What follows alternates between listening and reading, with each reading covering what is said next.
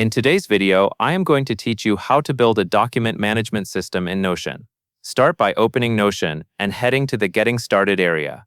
This is a simple way to confirm you are in the right workspace and ready to add a new system. Once you are there, find and click Explore.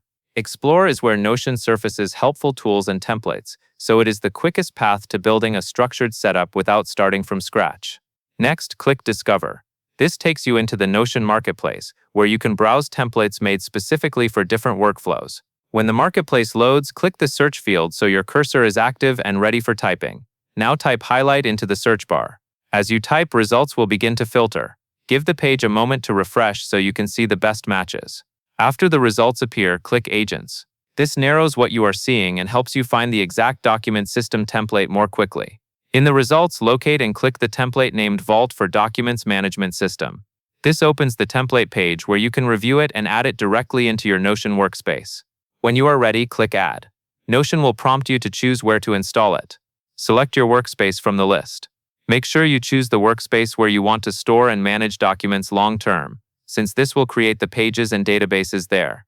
After you select the workspace, click the highlighted confirmation option to finish adding the template. Then click Vault for Documents Management System again to open what was just added, so you can start using it right away.